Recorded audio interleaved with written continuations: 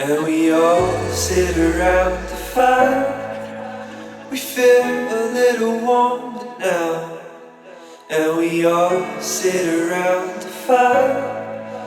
We feel so much better now. Were you on the field before that? No. No? No. Yeah. Really? Yeah.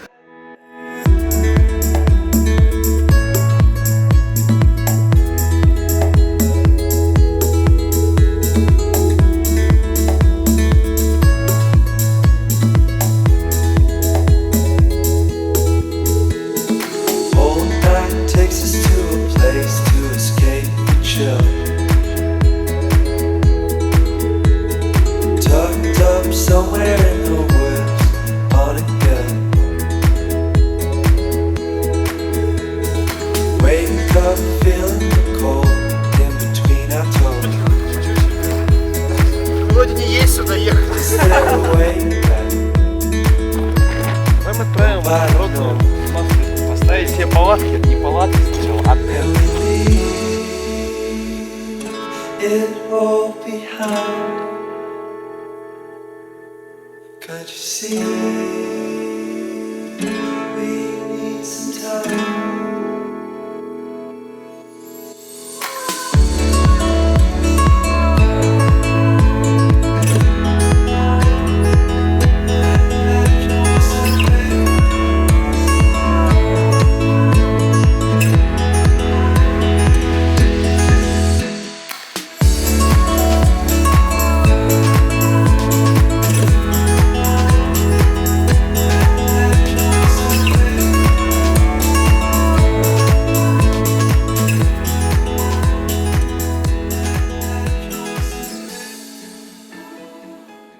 SEG расшифровывается как Society of Exploration Geophysics. Это глобальное объединение геофизиков по всему миру, которое помогает в карьере, в обмене опытом, в каком-то обмене знаниями, помогает обмениваться возможностями просто посмотреть мир, показать себя. То, что у нас SEG, это возможность послушать более старших товарищей, которые уже состоялись в карьере, в научной среде, послушать их лекции, что-то новое узнать о индустрии. Это возможность организации и попыток попробовать себя именно в геофизике, попробовать создать что-то свое, зная, что тебе помогут и подскажут направление. Это возможность очень крутая обмениваться опытом не только с своими коллегами на факультете, где нас довольно мало, но и по всему миру. И общаться с интересными людьми расширяет твое культурное общение. Здесь ты как бы работаешь вот с конкретным объектом, вот как мы делали, то есть мы можем просмотреть, сделать какие-то измерения, получить результат, а потом это можно проверить. И ты такой: вау, это реально работает, это круто!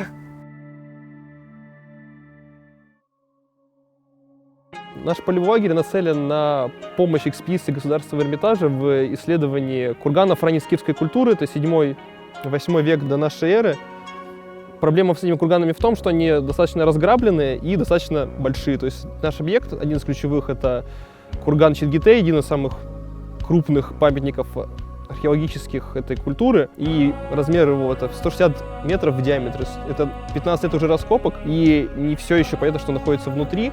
И чтобы археологам четче можно было сформулировать свой план работы, мы с помощью геофизических методов просвечиваем курганное пространство, центр, чтобы выяснить какие-то отклонения от окружающей простой почвы.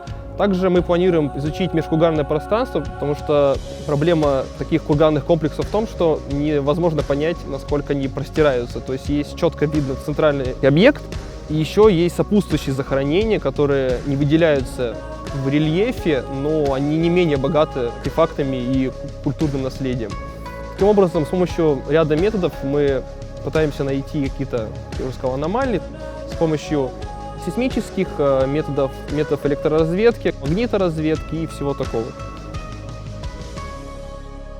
Геофизика, можно сказать, ее поле деятельности разделяется на несколько больших категорий. Это как бы вот чисто инженерные задачи, такие как строительство дорог, исследование места под дома, куда сваи забивают, чтобы мерзлота, например, не пошла и здание не рухнуло. Это железные дороги, очень активно проверяются этим. Потом вот, ну, то есть такое чисто прикладная инженерная работа. Второе направление — это такие глобальные научные интересы, это глубинное строение Земли. То есть именно почему вот мы знаем, что Земля состоит из нескольких оболочек. Вот это как раз геофизика обнаружила с помощью геофизики, это все построили модель. Это почему там, например, плиты двигаются, где зоны погружения одной плиты под другую, это тоже геофизика.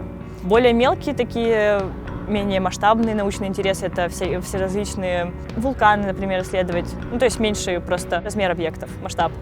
Также геофизика активно применяется, то, что самое, наверное, известное, это для исследования полезных ископаемых, это различные металлы ищут, нефть активно ищут, при бурении скважин постоянно геофизика используется, потому что, ну, это как бы намного дешевле, чем выкапывать столб 2 километра земли, пород.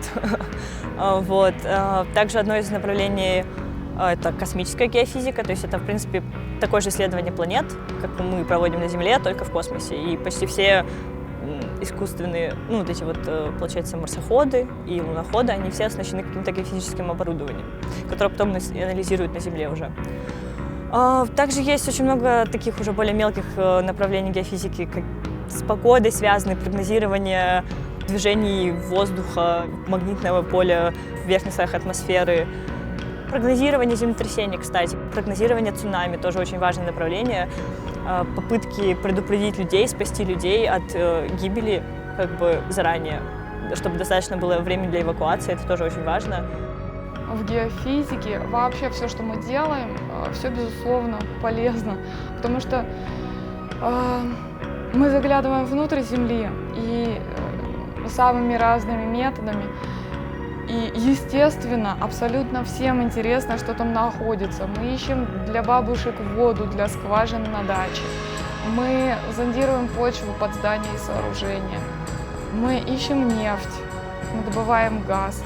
Это все жизненно необходимо. Конечно, это просто крохотное звено огромной цепочки. Но осознавая конечный результат, куда как проще чувствовать собственную значимость. Это курганы, те же разработки в археологии. Археологам требуется десятки лет для работы на одном единственном месте. Это может быть квадрат 100 на 100, а не десятки лет там работать, ну вот как на кургане, куда мы ездили. Это очень сложно без помощи геофизики.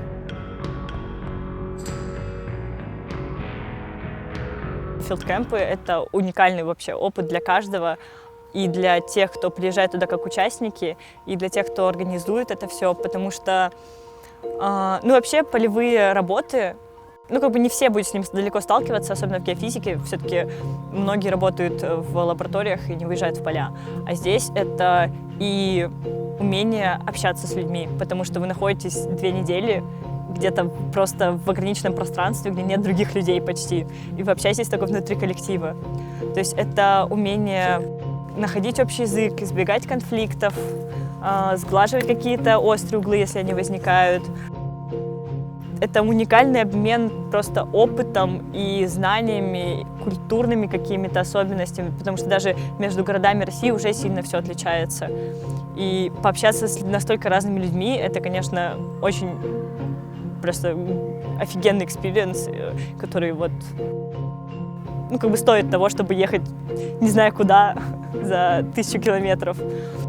Это возможность научиться новым навыкам в профессиональном плане. У нас ездили первокурсники, для них это вообще все новое, то есть это посмотреть, какие геофизические методы есть, как они используются. Вот новым стало, что для археологии это можно использовать очень эффективно.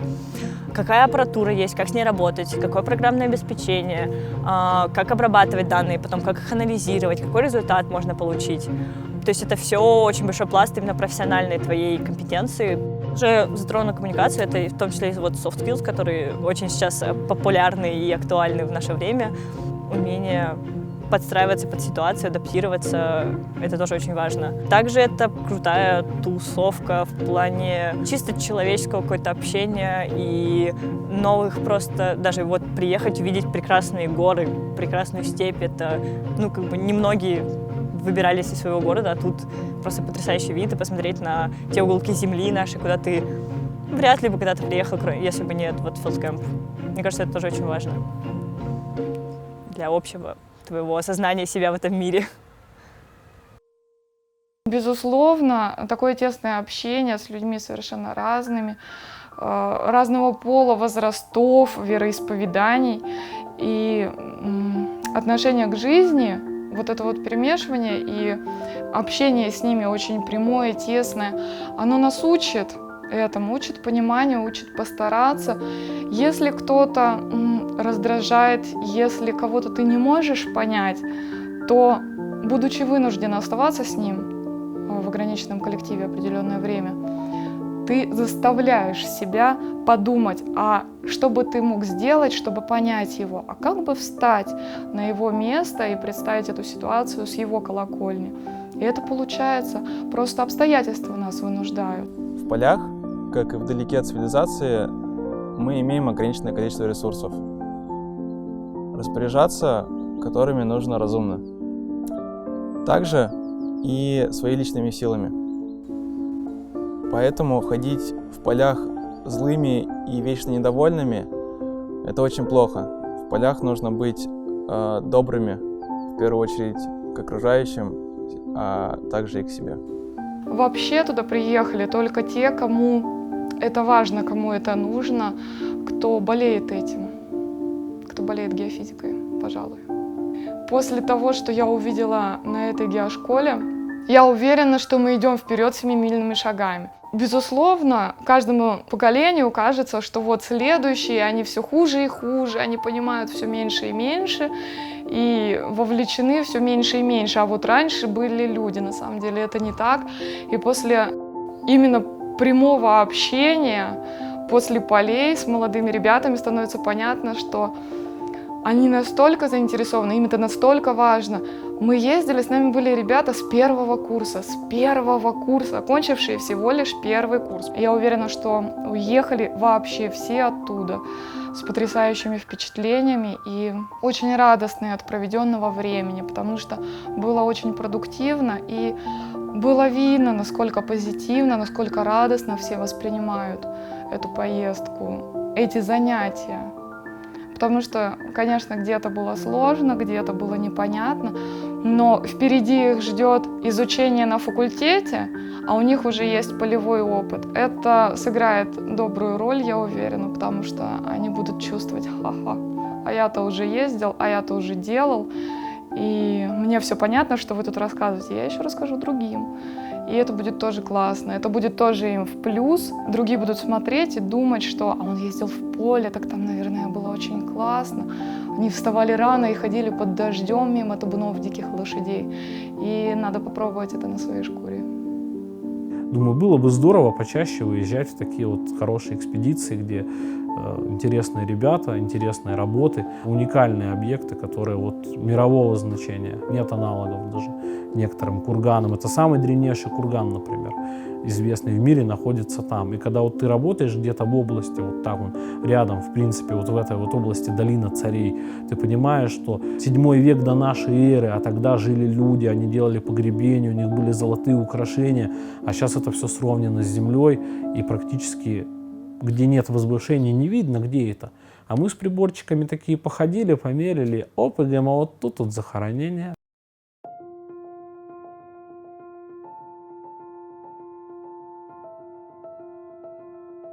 Пик организации наложился на конец семестра, где все зачеты, контрольные и все такое, и экзамены. Мы узнали о том, что мы выиграли грант в конце апреля, пока мы подготовили, допланировали все и начали нормальную именно работу, подготовки работы с людьми, с инструментами, все такое, уже настала сессия, и ты как бы и так работаешь, не покладая рук, а еще и организация, и ты просто получается такой непрерывный поток информации и работы.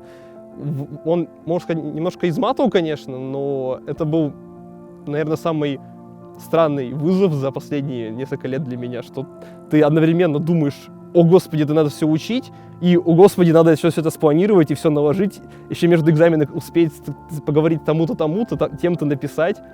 И получается, что вроде бы работы много, она абсолютно разная, и от этого ты не устаешь, а только небольшая суматоха и ничего более. Сами челленджи являются источниками энергии, то есть ты подходишь, и это как вызов, просто вызов себе, и не возникает такого, что опускаются руки, ты такой, приходишь через одну преграду и смотришь, а вон еще одна высота, а там что-то еще более интересное, что-то еще более масштабное. Ты поднимаешься, чтобы увидеть, а что будет еще? А что я еще могу сделать? А что я из этого могу получить?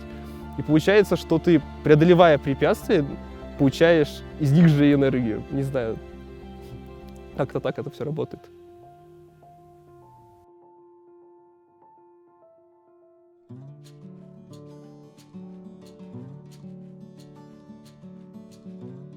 Геофизика, она состоит из двух слов. Гео, что в переводе означает «земля», и физика — это наука о природе и явлениях, происходящих в ней.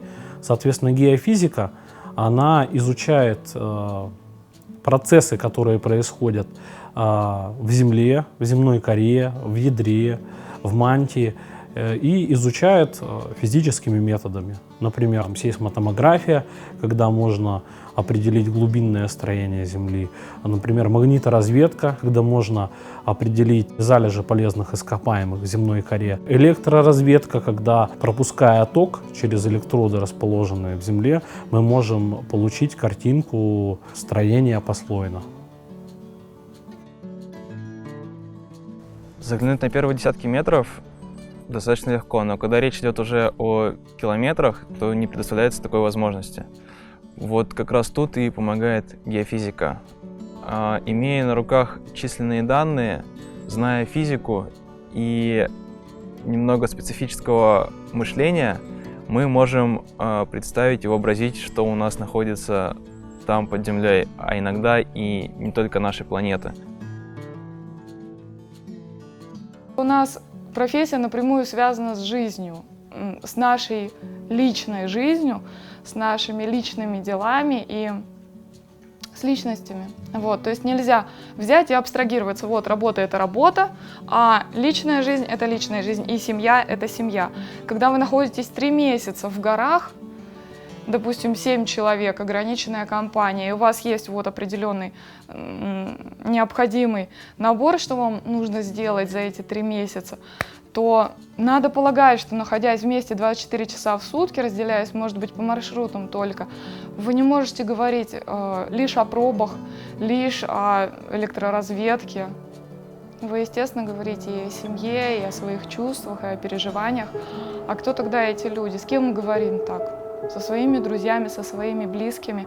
В итоге, поездив много лет с разными коллективами, становится понятно, что большинство этих людей — это уже примерно семья. С кем-то отношения лучше, с кем-то хуже, ну как в семье.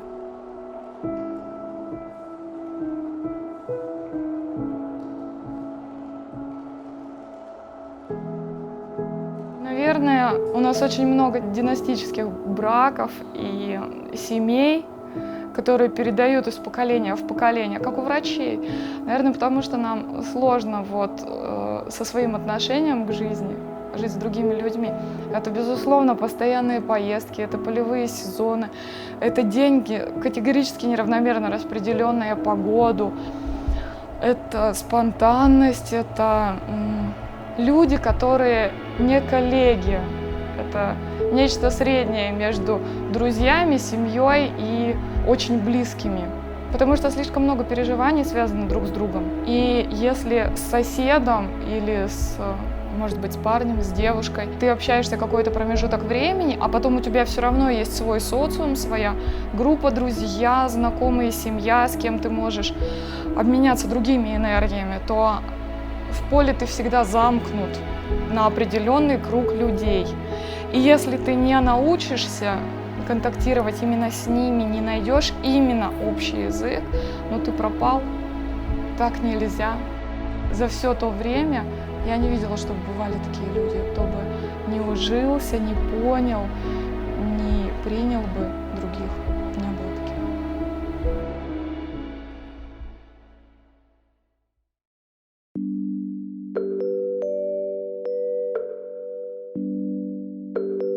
Посмотрев на опыт предыдущих лет и посоветовавшись с старшими коллегами, мы выбрали тематику археология, потому что в этой тематике затрагивается очень много геофизических методов, что является плюсом для проведения нашего филдкэмпа. Также мы можем помочь археологам, с которыми мы договорились, это экспедиция «Эрмитаж», в исследовании и изучении объектов археологических. Не вскрывая грунт или не проводя раскопки, мы можем предположить, что находится там.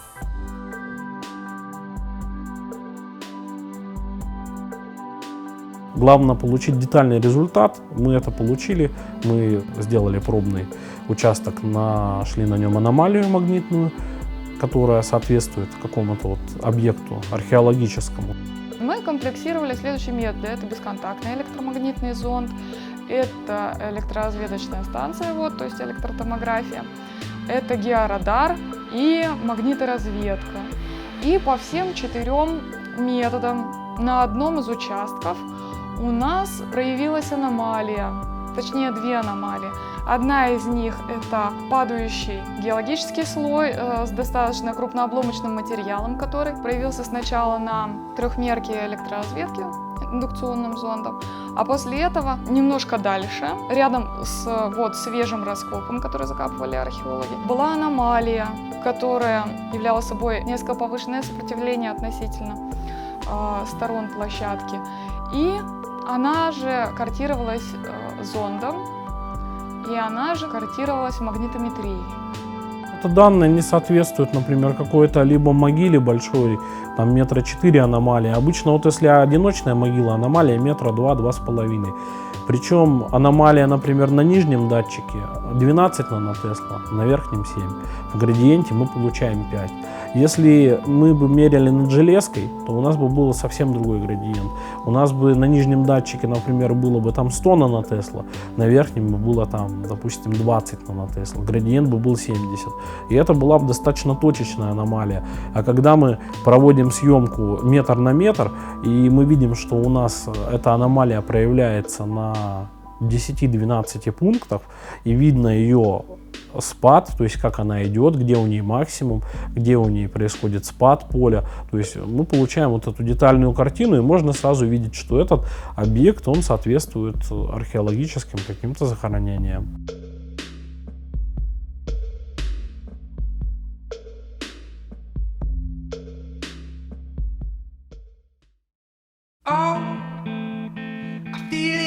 Wasn't even close.